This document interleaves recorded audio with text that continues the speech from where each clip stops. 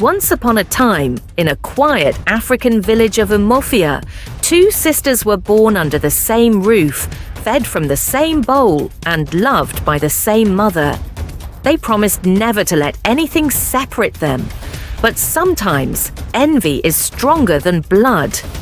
Amara, the elder sister, was known for her kindness and wisdom. Everyone in the village trusted her. Amaka, the younger, was beautiful and strong-willed, but she lived in the shadow of her sister's gentle light. Together, they helped their mother on the farms, shared laughter by the stream, and dreamed of a future where nothing could come between them. "Amara, promise me," Amaka whispered one evening. "Promise that no man, riches, no dream will ever divide us." Amara held her sister's hand and smiled. "I promise, Amaka. You are my blood. Nothing will ever change that." But life has a way of testing promises. When the prince of the village began to notice Amara, everything changed. He would greet her at the market, carry her basket, and sometimes leave small gifts by her door. The village whispered, "Perhaps Amara will be the future queen." Amaka watched in silence, but inside, her heart burned. She wondered, why not me? Wasn't she just as beautiful, just as worthy?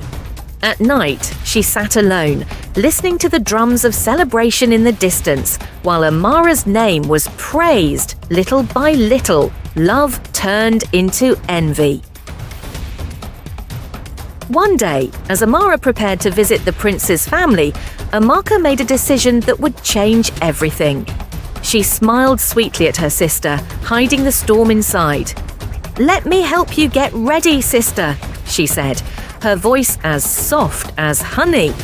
But in her heart, a plan was already taking shape. And that night, as Amara lay down to sleep, she did not know her own sister, the one she trusted most, had begun to weave her downfall.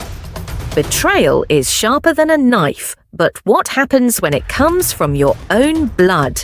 This is a story of love, jealousy, secrets, and the price of trust. Before we begin, don't forget to like, comment, and subscribe so you never miss another heart-stopping story like this. Now, let's begin. A seer was summoned to the home of Chief Okonkwo. His two daughters, Amara and Amaka, stood side by side as the villagers gathered.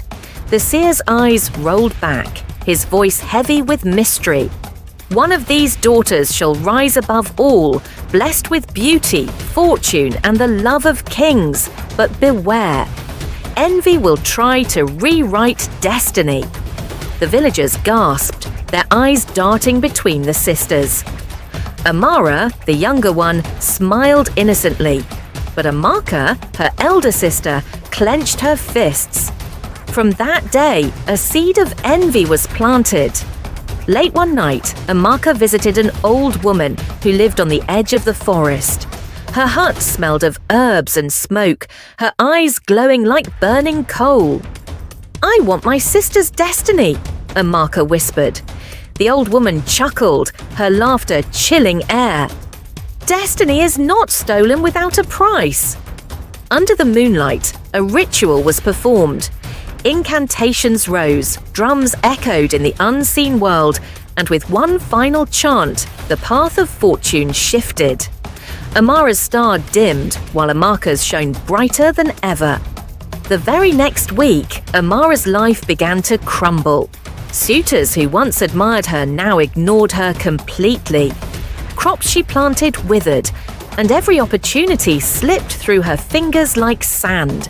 Meanwhile, Amaka's beauty blossomed. Suitors from distant lands arrived, gifts of gold and silk piled at her doorstep. Amara would sit by the riverside, staring at her reflection. "Why does my light fade when it was once so bright?"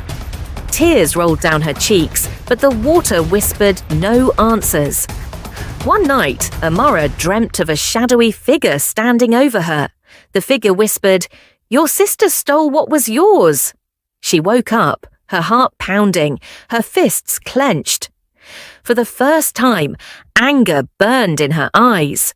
With trembling lips, she muttered, "That life was supposed to be mine, and I will take it back." Amaka's life became a dream. She wore silk dresses, gold bangles clinked on her wrists, and chiefs competed for her hand in marriage. Songs were sung in her honor, but at night, her laughter died. She began to hear strange voices. When she looked in mirrors, her reflection smiled differently than her own face. At midnight, snakes slithered into her chambers, coiling at her feet, only to vanish when the cock crowed. Her servants whispered, "She is cursed, beauty with a shadow behind it." Meanwhile, Amara's world darkened. She fetched water under mocking stares, her clothes torn, her hands blistered. Even children avoided her, calling her the cursed one. One day, her mother caught her crying. "Mama," Amara sobbed, "I was once the star. Why does the world now treat me as nothing?" Her mother shook her head. "My child, destiny can never be truly stolen. What is yours will always fight its way back. Watch and wait." Amara began to dream of the seer again. His voice thundered, "Your sister stole your star, but the heavens are not deaf. The blood of innocence will call for justice." When she awoke, strange things began happening. Flowers bloomed where she walked, sick animals recovered when she touched them, and even strangers bowed to her unknowingly. The villagers whispered, "Could the prophecy have been about her after all?" At a lavish feast, Amaka laughed among nobles. But when she raised her cup, the wine turned to blood before her eyes. She screamed, dropping the goblet. Everyone stared, but to them, the wine was still red and sweet. That night, she ran to the old woman in the forest. "Why am I haunted?" she demanded. The old woman sneered. "You asked to steal destiny, child. Did you think the gods would stay silent? Every blessing you enjoy drips with the curse of the innocent. Her tears feed your throne. Her pain becomes your wealth. But the scales of fate will soon balance." Amaka froze. "You mean Amara?" The old woman leaned close, whispering with a grin that revealed blackened teeth. "Yes, the sister you betrayed will rise again, and when she does, her shadow will consume you." Thunder cracked in the sky. Somewhere in the village, Amara stood tall for the first time, eyes glowing faintly with an unearthly light. One morning, Amara was sent to fetch firewood. In the forest, she stumbled upon a dying hunter, bitten by a snake. His skin was pale, his breath fading. Tears filled her eyes as she placed her hands on him. Suddenly, a strange warmth flowed through her palms, and the venom vanished. The hunter gasped, then stood as though nothing had happened. Word spread like wildfire.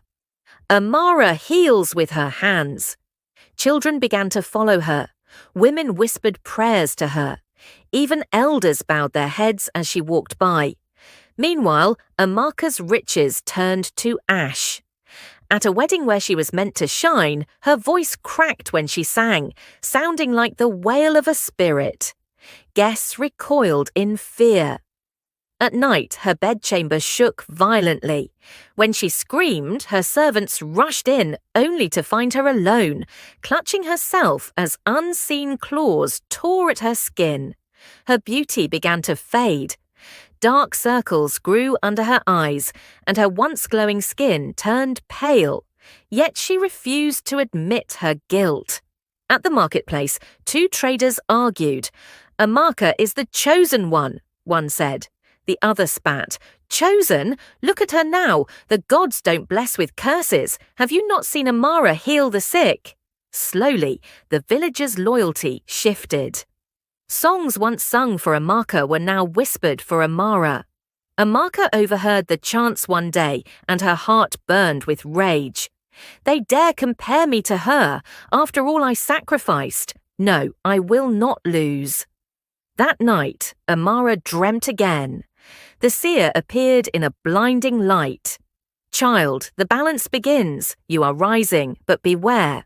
The one who stole your destiny will not let go easily. She will fight, and her fall will shake the earth. Amara asked, trembling. What must I do? The seer's eyes glowed. Stand firm, do not fear, for the heavens are already on your side. The next morning, as Amara stepped into the village square, a crowd gathered, kneeling before her. Suddenly, a shrill scream split the air. Amaka, staggering into the square, her dress torn, her face pale, her eyes wild. She pointed at Amara, her voice cracking like thunder. You took what is mine. I will destroy you before the whole village. The crowd gasped, and Amara simply stared back, her eyes glowing faintly with divine power. The night air in the village was heavy, filled with whispers of an impending disaster. The market women gossiped, the elders sat in worried silence, and the children were told to stay indoors.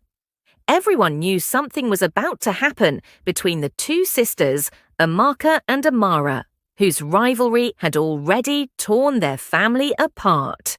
The oracle had spoken weeks ago. When blood clashes with blood, only one heart will rise while the other is buried in dust. Amaka stood before the village square, her face hardened by pain and betrayal. In her hand, she clutched a piece of red cloth, the last memory of her late mother. She had called for this meeting herself, demanding Amara appear.